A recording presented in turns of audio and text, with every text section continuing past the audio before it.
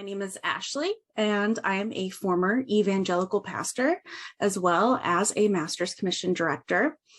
And today I am interviewing my friend, Dave Warnock. He is a member of the Clergy Project with me, as well as a former Pentecostal pastor of Foursquare churches.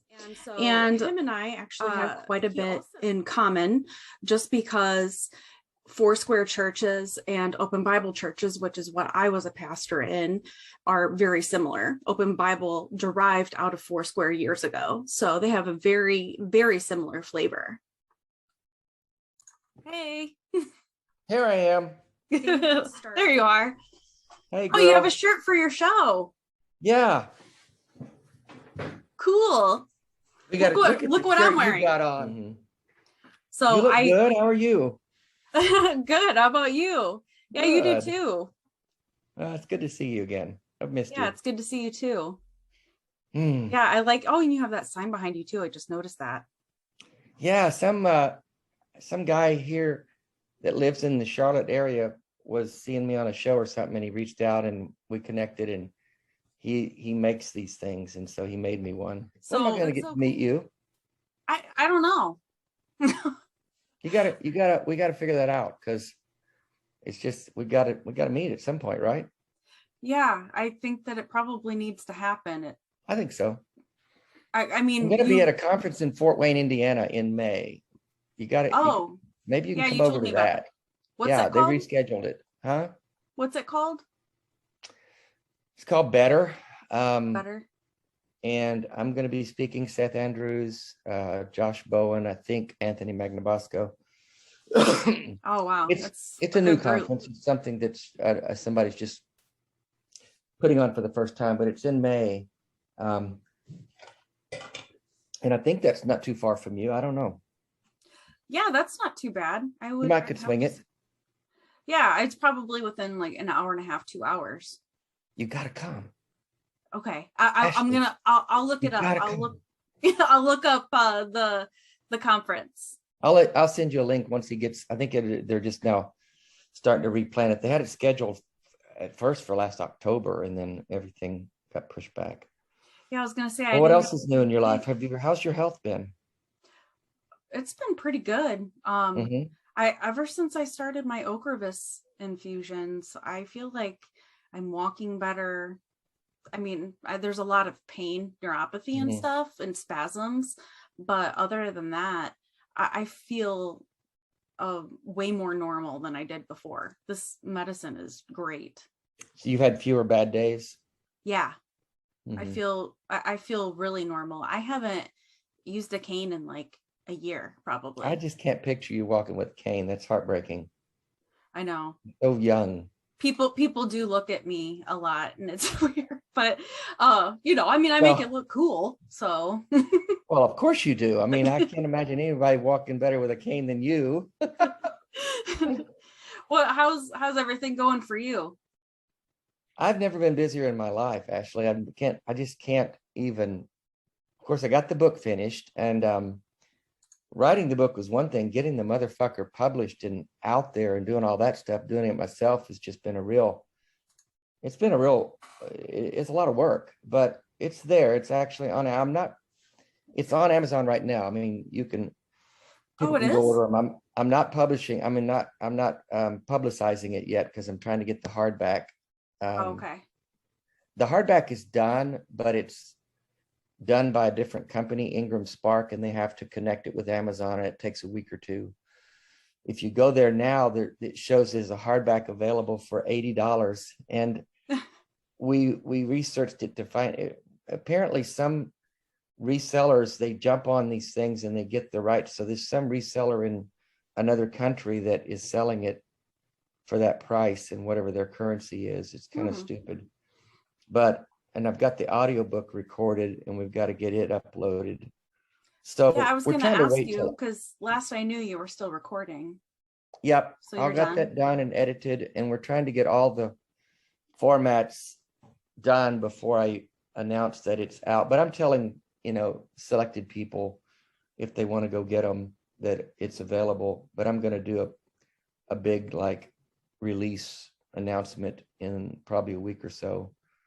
Oh, that's But so exciting. I'm it's glad you're available. done. I mean, if you wanted to get one, you could get one. It's there. Okay. So, Yeah. what do you read on Kindle, or do you get actual books? I like actual books Yeah. normally. I mean, my books, I have bookshelves full of books that I never touch. So Really? to some extent, it's kind of pointless. I mean, unless it's from the library and you can return it. But I think your book, I would want an actual tangible copy. And if you want, I'd be happy to give you one and sign it, but it'll be a while before I could do that, obviously. But yeah. I'd obviously pay you for it. No, you wouldn't. Yeah, yes, I could. I would give it to you. Certain people I want to give books, and you're one of those. What's the name of the book again? I can't remember. Childish Things. Childish Things, that's right. And you know, your scripture That's so person, cool. so you know where that comes from. Yes. What's the verse in 1 Corinthians? To put childish ways behind. When I was a man, I spoke like, yeah. And when I was a child, I spoke like a child. When I became a man, I put away childish things. Oh my gosh, that's like, that brings back memories. Don't you like it? See? Yes. Oh, wait. Oh, that's so cool. That's me and my That's mom. you for real? Yeah. Oh, that's cool. I was about 2 years old. It's the greatest picture ever. Oh my gosh. Yeah. So I'm cute. really, really happy with the book. And if you want a real copy, you should wait and get the hardcover, because it's way better. I mean, it's just it's just a real solid book. I can't hold it up very well, but anyway. Yeah, I saw it. I'm very pleased with it. So that's done. That's so cool. I'm scheduling speaking stuff. The shows keeps me very busy. That's been going really well. We've got the beach week coming up, where a bunch of people are gathering at the beach for a week in Gulf Shores. That's so cool. I wish you could come. And yeah, I know, that would be fun. Yeah, that'd be awesome. And then I'm got invited to speak at the American Atheist Conference in Atlanta Easter weekend. So I'm excited about that. Wow. So yeah, just busy. That's cool. Yeah, man, you do so much. I mean, how are you not exhausted? I'm always exhausted. I have a lot of energy. I was talking to a friend today. I can't imagine not having all this to do, because it would be very depressing, honestly. Yeah. To not be involved in doing stuff that I think makes a difference. So, because then otherwise I'd be just watching my body deteriorate with, very little to look forward to. So yeah, and that's understandable why you want to. I mean, you just want to make the best of what's left, basically. I mean, I don't blame you. I love what you're doing with the Clergy Project.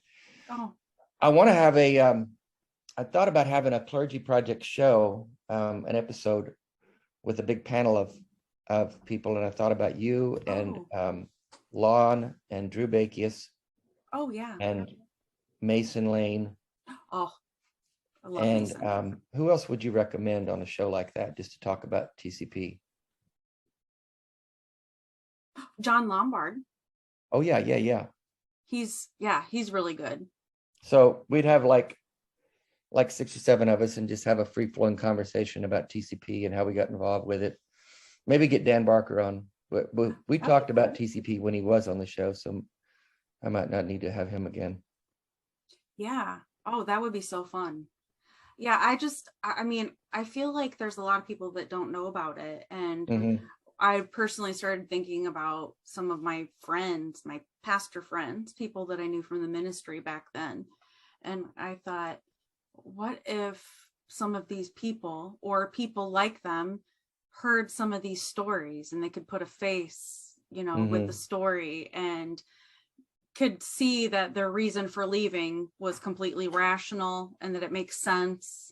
So that's what you're doing with this channel?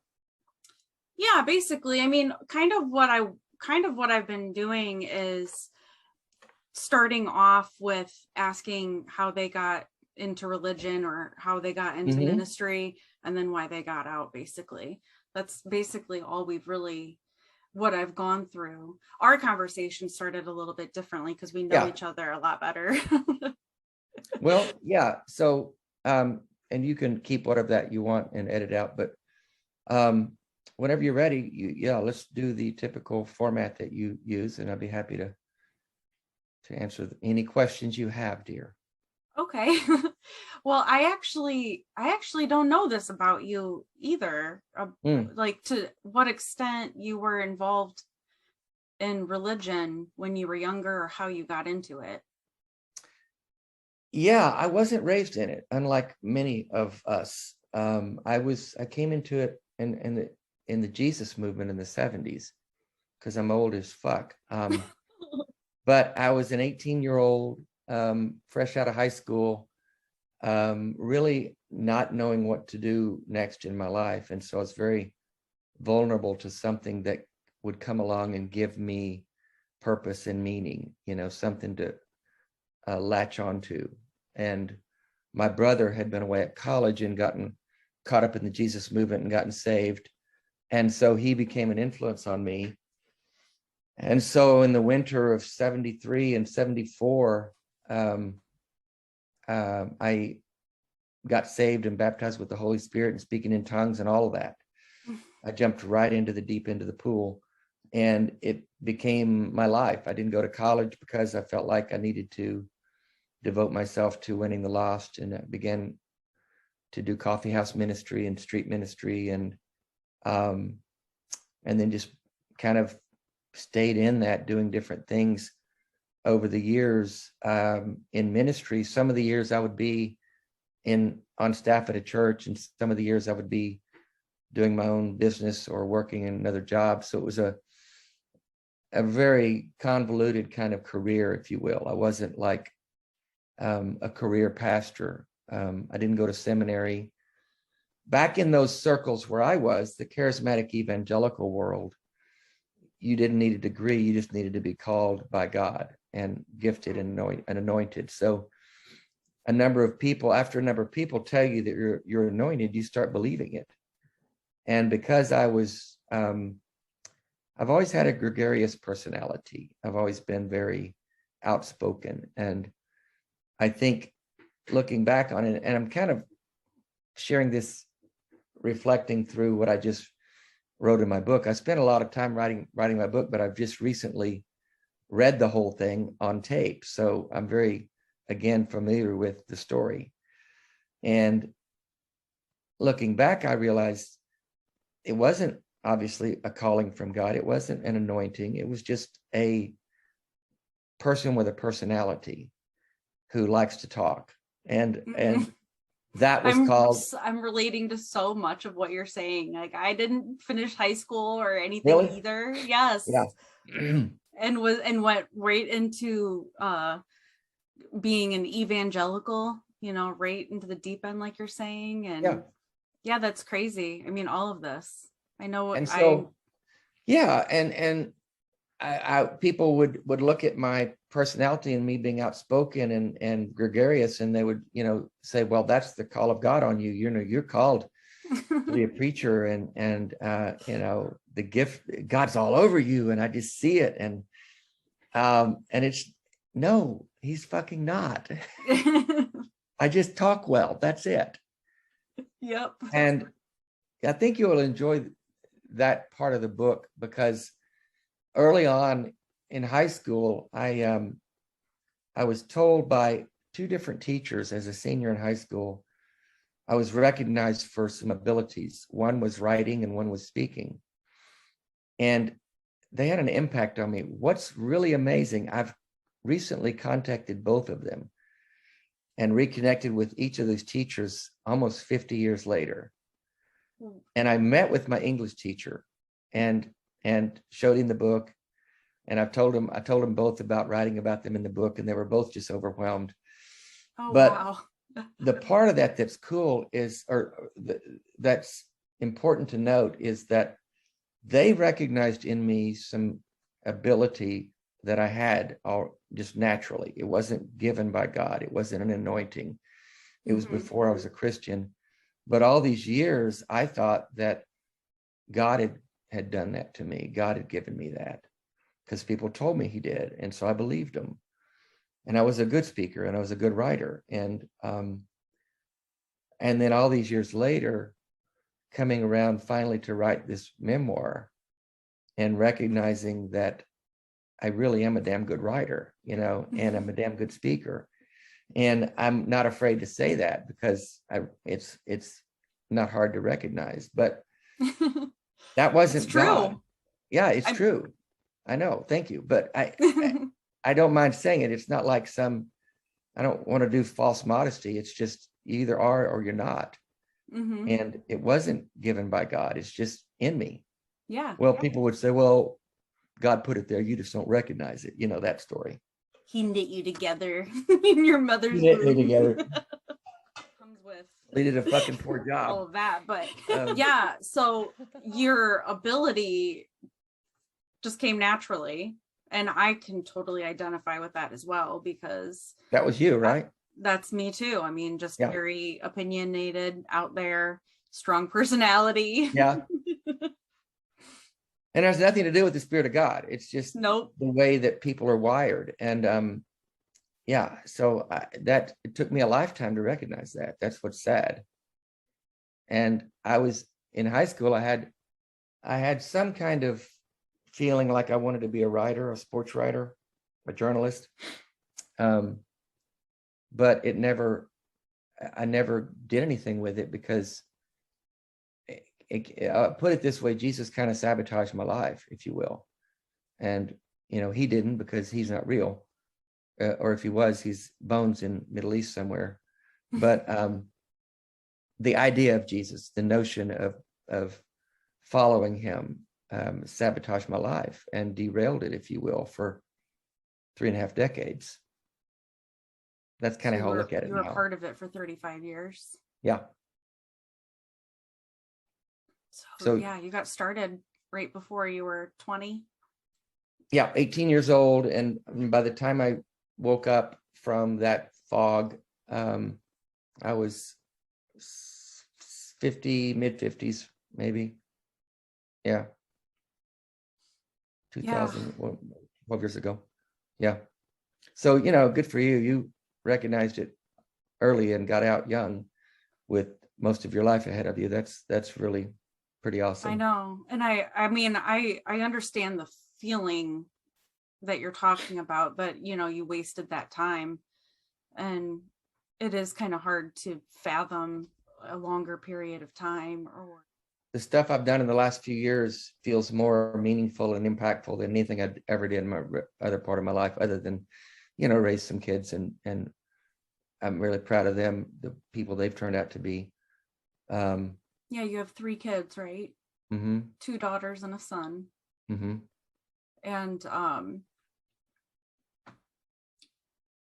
you recently were visiting with your grandkids too. I know I saw a picture of you with your grandkids, your one daughter's kids.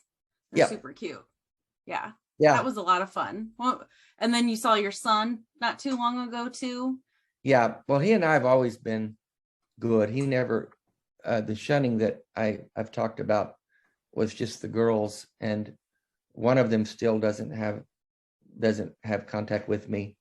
But my older girl, Bethany, we've reconnected, and we've actually seen each other twice. And I've had some time with the grandkids. So that's been a neat development in the last year that was kind of unexpected. I don't really know why or how that came about, because I didn't change anything I was doing or who I am. It changed, and I don't know why, but all I can do is thank God for it, because it's clearly his blessing that made this happen. Took you a minute, Ashley. It did take me a minute. I'm like, wait, no. Yeah, no. Yeah, that really sucks though, that your one daughter though still hasn't talked to you much. It's sad. I don't understand it. And I think they've got to do with me as they each see fit. And I understand their reluctance to engage with me because they really don't know what to make of my departure from the faith and atheism. So I think for Ferris, my middle daughter, it's a safety measure for her to protect her own emotions and not have to deal. Sometimes it's just easier to avoid something if it's difficult to deal with. That's some people's default method, is to just avoid it. Well, and because unfortunately, it's not just the fact that you walked away and you're now an atheist, but there's something very deeply emotional that she has to deal with now your diagnosis of ALS. Because you got diagnosed with ALS after you came back, after you left the ministry, right? Yes, I did. A lot of people mistake that when they hear my story, and they'll say things like, well, you just, you're mad at God because you got ALS. No, that's not how it went. The chronology is that my last church gig, my last pastoral staff ministry position, ended acrimoniously with the pastor and me getting sideways and me being fired in 2009, at the beginning of 2009. And I began to examine my lifelong faith shortly after that. And by 2000, between 2009 and 2011, I really wrestled with all the big questions about God. And by 2011, somewhere along in there, I came to the conclusion that none of it was real and that I'd believed a lie my whole life. And that's when I let go of Christianity and faith altogether, and gradually, began to use terms like agnostic and atheist. Well, agnostic to begin with, because that just simply means we don't know. But I'm, over the years, embraced the word atheist a lot more fully, because, at first you're kind of afraid to say you're an atheist. It's kind of it's laden with such baggage, Yeah. But it just simply means I don't see evidence for a God. So that's it. It's not that difficult. And that was in 2011 and 12. So I didn't get diagnosed with ALS until 2019, almost 3 years ago. And so I spent a long time as just an atheist, ex-Christian atheist, just living a normal life. And then got diagnosed quite a few years after that. Yeah. So they're totally unrelated. Yeah. Because that was why you had started Dying Out Loud tour. Yeah. Because you wanted to us to share it again. But you wanted to start Dying Out Loud because you wanted to talk about what it was like. I mean, sorry to say this so bluntly, I don't know. You want to bring normalcy to talking about what it's like to die as an atheist, basically. And, so from what I remember you saying, you got diagnosed quite a few years later. I mean, right. If I'm doing the math correct, that's 9-10ish years. Yeah, totally. So it was quite a while afterwards. And that's kind of what happened with me too. I got diagnosed with MS afterwards. And I don't know, just kind of a little sidetrack. Have you dealt with any Christians or theists saying things to you, just nasty things, you were diagnosed with this because of X, Y, and Z sins, or walking away from God? Yeah, God's judgment.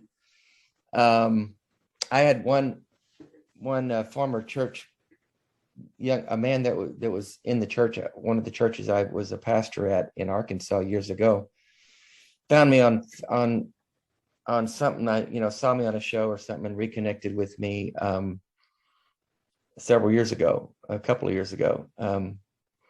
And he started dialoguing with me, and well, at first was kind of nice to me, but then really began to lob some grenades my way.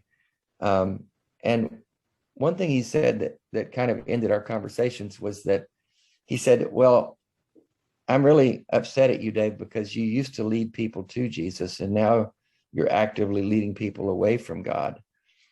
And if I was Jesus, I would have you die sooner. In other words, to stop you from doing that. And I said, well, that's a shitty thing to say, and you can go fuck yourself. And we quit for you. dialoguing. But irony of ironies, about a year later, he died. Oh, wow. So who's judging who here? Yeah. That I don't is take so any pleasure in shitty. that, but what a shitty thing, you know. And it just speaks to that really violent and apocalyptic ideology that's embedded within evangelicalism. Yes. It's really a shitty theology when you look at it at its core. The obsession with death and the afterlife. Yeah. It's a blood cult to begin with. I mean, the whole God's obsession with blood is just obscene. And the only way he can figure out how to save mankind is to murder his own son violently. I mean, what kind of nonsense is this? And how stupid were we to believe that for all those years? I know. It's like, I think it's not just like one thing either. There's so many things that when you start going through that deconstruction or deconversion, you know, if you want to use those words, it's like one thing after another. But the big one is Jesus, like everything about all of that. Oh, the whole thing. Yeah. Everything about it. Like you said, everything about it just is mind numbing that we somehow bought into that narrative that was the plan of salvation, that was God's plan from the beginning. I mean, what a convoluted clusterfuck that was. By the way, is this PG or R-rated, X-rated? What do we got here? You can say whatever you want. Okay. It's your show, right? Yeah. Who cares? Sure. You know, but it's made. The Clergy Project was actually my very first connection to anyone secular. When I deconstructed back before I knew what those terms were, as my faith was unraveling and I was realizing I no longer believed, and this is in the book, but I was reaching out on the internet to find someone that I could talk to, because I didn't know anyone personally that had been through that. And I Googled things like pastors who've lost their faith or Christians. And I forget what I Googled, but in the book, it says I Googled pastors who lost their faith. So I'm going to go with that. And I came across an article that mentioned Dan Barker, and I called him, and he called me back, and we had this conversation. And that was my introduction to the Clergy Project. And he told me how to get in touch with him.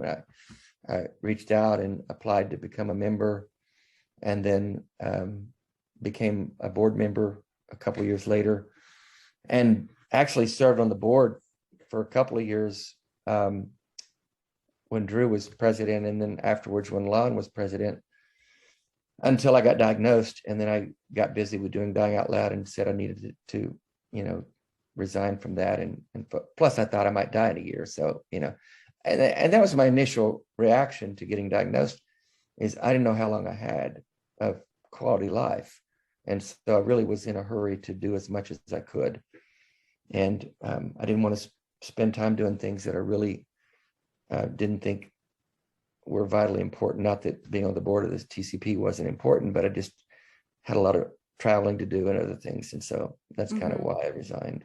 I didn't even know that you were on the board. Yes, I was the worst secretary in the history of boards. And a funny story Lon likes to tell is that we were doing these board meetings on Saturday evenings, and once a month or whatever. And board meetings on Saturday nights. Right? What the fuck, guys?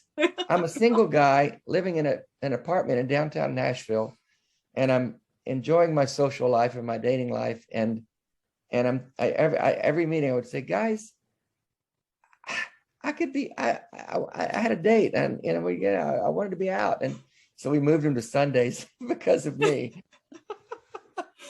That's funny, but I mean, seriously. Yeah. But what are you, a bunch of old guys with nothing else to do? What the hell? Never meetings on a Friday or Saturday night.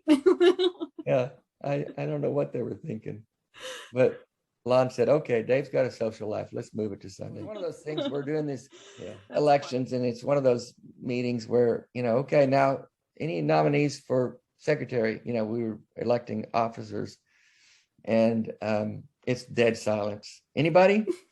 Crickets. Anybody? Dave? Okay. What was the situation like? Like Terrible. your That's exit, funny. leaving? Well, it was really difficult. It was, and I do talk about it in quite detail in the book, because it was really a catalyst. It wasn't the reason I abandoned my faith, but it was a catalyst to get me to begin examining it and questioning it in a very serious way, because they brought me on staff, and I was a real successful pastor of a satellite congregation. Like, it grew from 50 to 250 people in a year, and the pastor, as people who have talked to afterwards will tell me, and I hate to say it out loud because it sounds like I'm full of myself, but he was jealous of the attention I was getting. And he actually told people, Dave's getting too much attention. What's the problem with Dave? He's getting too much attention. All they told me when they fired me was that I was too independent and was not following the protocol. And it was a very strict protocol. We had meetings every week to go over what the sermon would be in each of the congregations. And you had to say these things and not say these things, and certain words you could use and other words you couldn't use. It was very controlling. So and you as you didn't might come guess, up with your own sermons? No, of course not. Oh, Jesus, no. Oh, wow. And as you can well imagine, Ashley, I don't do good in that environment, being controlled. I just don't. I don't think you would either. No, like a bucking bronco. Yeah, Matt. And so it was a conflict from the get-go. I managed to last in that position for about a year, but it was very full of conflict. And my two daughters were married to young men who were in a student intern program to become pastors in that church. Mm-hmm. So their husbands were very much aligned with the senior pastor, and he was grooming them. And as I found out later, he was gradually and very surreptitiously turning them against me in some ways and speaking out against me. And, your father-in-law is not doing things like he should. And, just a lot of behind the scenes shit like that. Wow. So when I was fired, their reaction to that was to shun me and my wife, my daughters and their husbands, as well as anybody else in the church. So it was a church that very much embraced the shunning method for control. And that was very difficult. And this was while I was still a Christian. I mean, I was still very much a believer. We went to a different church, my wife and I, but the girls and their husbands pretty much cut us off at that point. And we had some very brutal and difficult meetings with them and conversations over the course of several months. And after that, I began to really seek God for help with my kids. How do I get my girls back? What do I do here? I was reaching out to the denomination that the church was in, the Foursquare denomination. I was reaching out to area pastors that knew this pastor to get someone to help me navigate this difficulty I was having with my kids. And I couldn't get any help from anyone. And I remember thinking, I can't get any help from the denomination. I can't get any help from pastors. I can't get any help from God. I'm completely alone here. And as I began to read and examine the origins of the Bible and origins of Christianity and looking back on my own life, I realized I'd been alone my whole life. And all these conversations I'd had with God had been one way. It had been a one-way relationship, one-sided relationship for my whole life. And I finally just had to admit that. And I'd never seen God come through in any situation I'd asked him for, ever. And so I just really wrestled with the concept of, is this the struggle with the daughters in the church was the catalyst to get me to start asking the right questions, the tough questions, to examine my faith and the origins of it. And embarrassingly, I'd never done that in my whole life. I'd never sat down and looked at Christianity as in an analytical way to see if it makes sense. And as we said earlier, it doesn't on any level, starting with original sin in the Garden of Eden, to sin nature, to the crucifixion, to the resurrection, to any of it. It makes no sense on any level. No matter how many times you watch God's Not Dead. So, oh God, that movie. you get a minute, watch last week's episode of That GD Show, because I mentioned something about my mom wanting me to watch that movie, and Genevieve and our guest, Melissa Jo Stewart, just absolutely lost their shit, falling out of the chair laughing for like 2 minutes. It was the funniest thing. Watch it and you can't not laugh watching it. It's just hilarious. Okay. So that's my that's how I got from my last pastoral gig to leaving Christianity. I mean, I wasn't, and unlike many TCP members, I wasn't in the ministry when I lost my faith. Mm-hmm. I'd already left the ministry and was working in the insurance business, and then my faith unraveled. So transitioning for me from ministry to secular work wasn't as difficult as it has been for a lot of our members. Mm-hmm. I know that's one of the big struggles for a lot of people. But that's really great, though, that you ended up in that position. To find really secular employment after that is very difficult for a lot of them. Yeah, I know it was for me because I had absolutely nothing. Right. And no experience or schooling except for Bible college and church. Yeah. Well, what's that worth? Yeah, I know. It's very strange. And then like to try to find a job and then give that resume to people. Yeah. It's like, you were a pastor? Yeah. You want to work in the doctor's office? When you Yeah. left the church, you said you and your wife had left the church together. Mm-hmm. So obviously you guys eventually split up. Was that around the time that you were figuring out that you didn't believe in any of this anymore? Well, that was what was difficult for me. She remained a believer. I mean, we left that church and went to a different evangelical church, and I went to that church for probably another year and a half.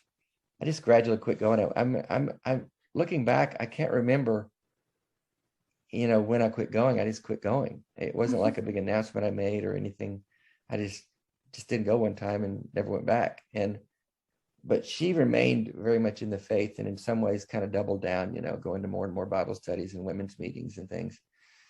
And we were sharing a home, and I was an atheist and she was a Christian, and it was increasingly difficult for me to share that space with someone who continued to embrace an ideology that I found more and more problematic.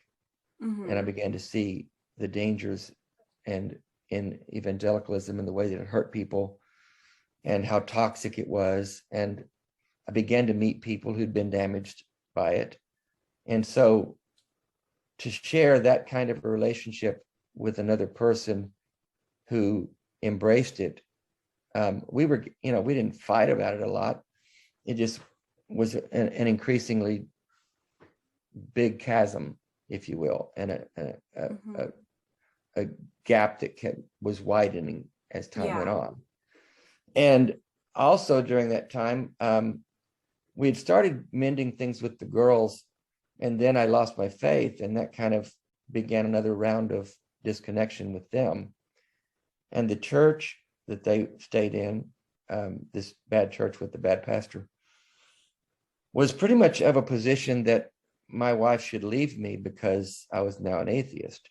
And if she didn't, the girls were not only not to have something to do with me, they weren't having anything to do with her.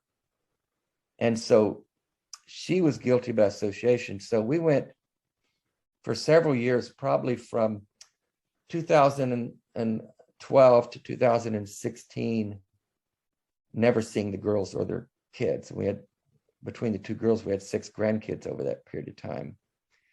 And they were never in our home. And so year after year, with birthdays and Christmas and Mother's Days and Father's Days, and nothing happening in that realm, it really took a toll on both of us. And I became very depressed and sad, and really not looking forward to the day I would get up, just like I was working my insurance business and that was doing well, but I wasn't enjoying life. And I didn't have a lot to look forward to. And I began to think, okay, I'm going to keep doing this for another 10, 15 years and then retire. And then what? And do what? And be with a person that I'm not connected with on very real levels. And I just came to the place where I couldn't see that making sense anymore. Mm-hmm. And one of the catalysts that people might not understand, but some will, is this all came to a head in 2016, which I kind of have called the year from hell. But at the end of 2016, we all know what happened. Donald Trump got elected president, and he got elected with the support of 81% of evangelicals. And that to me was a big problem. And I remember telling my wife at the time, I said, I can't believe you're not disavowing this man. He's a horrible human. He's incredibly immoral. And you won't stand up and say he's wrong. And I said, I have a real problem with that, a real problem. And, it's kind of like, I hate to say it's the straw that broke the camel's back, because I don't think it really was, but it was just one more thing in a long list of things that made it hard for me to make sense of staying in that marriage. So at the end of 2016, I left it. Yeah, I can totally understand that. I know for me, it was the election before that, 2012 election. That was really eye-opening for me. Just the way people were acting. Yeah. It was not nearly as big as what was going on with Trump and everything. Right. But I mean, and right around that time, it was like the senior pastor at our church was kind of controlling in the same way you were talking about, was doing things together as a church, and he wanted us to vote the same way. Right. He told us that we had to vote for Romney. And obviously I didn't, because he told me to. So. Of course you wouldn't. No one tells Ashley what to do. I was in there, I was like, I'm going to do the opposite of what this guy says. I love how spunky you are. Yeah, I can't imagine. I mean, when I was an evangelical Christian, to us, it was about helping people get close to God and helping people love Jesus and live by the word of God. And it wasn't political. There was nothing political about it. It didn't matter who was president. It wasn't about political talking points. And I cannot imagine trying to be an evangelical Christian in today's world. Yeah, right now. It's just, I don't know who they are. I don't know these people. I mean, all my evangelical Christian family members, they're all about Trump. They're all about guns. They're all about Christian nationalism. Mm-hmm. I mean, holy shit. Where does Jesus fit into that? I know. It doesn't make any sense. I mean, I just cut off a few family members yesterday that were like that. Good. It's just so, it's like its own cult. It's like two cults oh my God, in one. It's such a cult. It's so weird. And all the stuff that's going on in Canada right now, and how some of those Canadians have Confederate flags and stuff like that. It's just, it's so weird. It doesn't make any sense. No. Anyway. I saw a clip of a big church in San Antonio, John Hagee, who's a massive piece of shit, but big church there. Before the service or during the service or something, there's this big chant of "Let's go, Brandon." Oh my God. What are they thinking in their head? What in the hell is that? That's so stupid. I just can't even wrap my head around it. I know. It's really creepy. I'm so glad that I'm on this side of things. Yeah, me too. I'm glad I'm on. Yeah, I can't imagine being in it now. I can't imagine it. I don't know how there's no way I would have been able to like go along with some of it morally. It just. Oh no. I know. I don't understand. And I don't know how some of them are sticking so strong to it. But you're right to draw the boundaries. I think more people need to do that. I talked to a lot of people who are conflicted about family members and family connections. And in my opinion, the most important thing is to take care of your mental and emotional health. And if family members are not helping that and contributing to that, then you need to draw some boundaries. And people, I think, are seduced by this notion of family, like somehow it's this magic thing that is stronger than anything. It's not always that way. And there's no rule that says it's supposed to be that way. Nope. I mean, I don't owe any sort of loyalty to anybody just because they're, one of my elders in my family and we're related by blood. If they're going to be disrespectful and they're going to be poisonous and toxic and believe horrible and hateful stuff. And we feel obligated to be loyal to them because this saying blood is thicker than water. Who the hell made that? Who made that true? That's not true. No. Who makes that a rule? So people can follow my channels and daveoutloud.com and Dying Out Loud on YouTube, Facebook and YouTube, and pretty much get the gist of. Oh, you did? Wow. Yeah, it's my story, my message. Dying Out Loud message is carpe the fucking diem and grab the moments in life. And we have this one life we know we have. And I've said it. I hesitate to say stuff that I've said so much because I feel like anybody who's watching is going to say, well, my God, you keep saying the same thing over and over and over. And sometimes I feel like I am, but it's a simple message, honestly, that I have. And I think it resonates with people because I am talking out loud about dying and talking about things that matter in life. And it's given permission for people to deal with them in ways that maybe before they avoided. And I think that's been helpful. I really think it's a beautiful thing because a lot of people are afraid to talk about these things. And on top of it, there are so many people, even people who don't believe in any of this anymore, that still fear hell and they're petrified of it. And so it's super healthy and good to normalize this type of topic and to talk about, what do you think is going to happen afterwards? Well, I think that we need to live our life the best we can now because this is the only chance that we have. And I just think that that's beautiful. It's true. Yeah, I've seen people's faces when I say, because if one of the questions that I often get asked is, are you afraid of dying? Or what do you think happens after you die? Those kind of questions, a lot. And I've watched people's faces literally kind of have this, oh yeah, moment. And when I kind of just invite them to pause for a minute and analyze the process of dying, let's break it down. Because when you say, I'm going to die, that's a scary statement. And it's filled with all kinds of unknowns and fearful imagery. But when you break it down, what is the process of dying?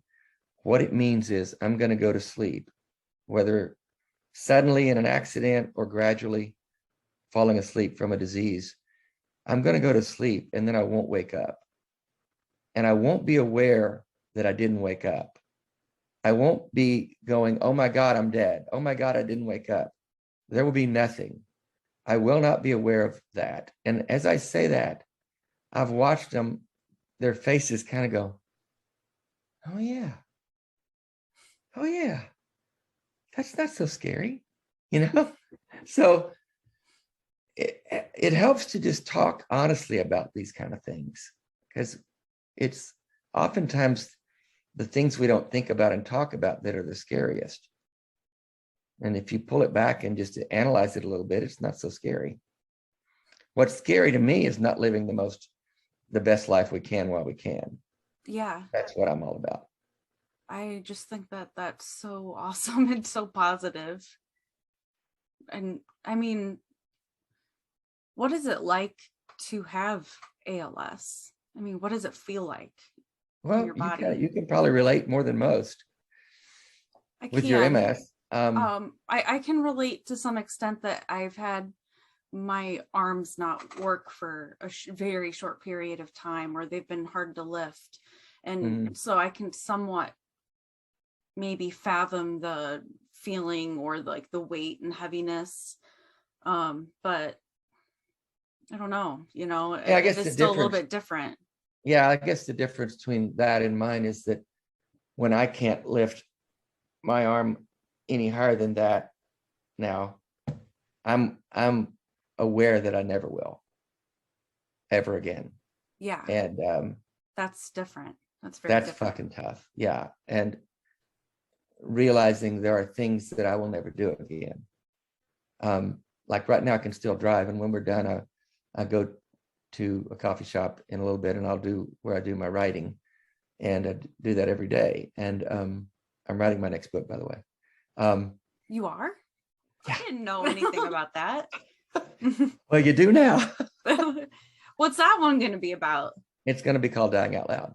Oh, and cool. It's going to be the story of dying out loud, and a lot of the experiences and the people I've met and the messages of it's going to be filled with messages I've gotten from people literally all over the world that have blown my mind and will bring tears to my eyes when I see them again. And just amazing journey, honestly. But I know that soon I won't be able to drive. And I know that when that happens, I will never drive again. And it's just this gradual loss of freedom and independence and the ability to do things. That's the biggest thing with ALS. It's stuff that's just disappearing, that's not going to come back. And it's just, you have to live in a little bit of a state of denial, or it can be overwhelming and too much.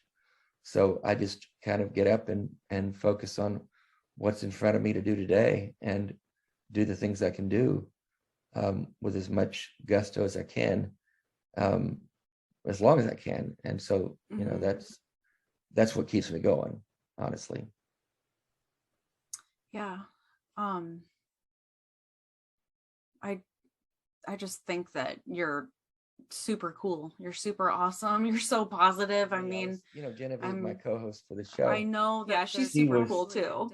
She is awesome. And oh my God, we've never met in person. We're going to meet in a couple of weeks at the beach. And we're both just so excited. I've just grown to love her like a daughter. It's been amazing. But, but she was telling me that early on, when we first started talking about doing a show, she was somewhere in her town, and somebody ran into her, and she said, "I'm going to start doing this show with a guy named Dave Warnock." And they said, "Oh my God, you know Dave? I watch him all the time." And it was just some random person that she. So I just thought, I just don't ever know who's watching and who's out there. And I get messages from people that have seen me on stuff, and it's just like, it's kind of a surreal experience, to be honest with you, honestly. I've had people approach me in coffee shops and say, "Are you Dave Warnock? I've seen you on blah, blah, blah." Wow, really? That's so cool. Yeah. I mean, that's so cool though, because, your whole heart of being a pastor obviously was to impact people's lives. And so that's so cool that now you're doing the same thing, what I mean. But like really actually impacting them. Yeah, I feel like I'm actually doing good in people's lives instead of, and I thought I was doing good then. We know. Yeah. We both thought we were doing the right thing and doing the best we could with it. But we know now that we were feeding people stuff that wasn't true and that wasn't really helping them deal with life in a real way.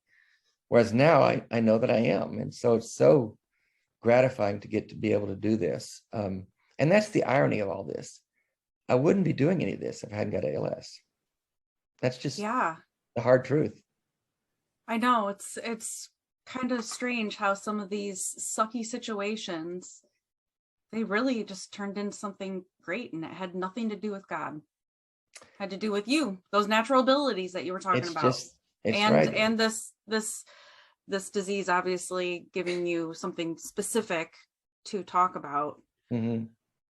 It's very unique too, And you're the same, Ashley, because you're using your voice and your abilities to help people. I mean, doing your shows, this and Unordained and the other things that you're involved in, the Clergy Project. I mean, you don't have to be doing that. I know a lot of atheists who deconvert and they just kind of go their own way and live their life, and they're not what we call activists in any way.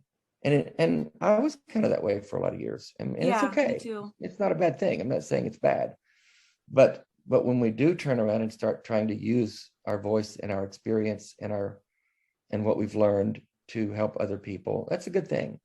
So Yeah. I applaud you. Yeah, I applaud you too. I feel like it took quite a few years though to really figure out what was even going on. I mean, Oh yeah. Wait, I didn't really do the math here. You left in 2009, but you deconstructed somewhere between then and 2011.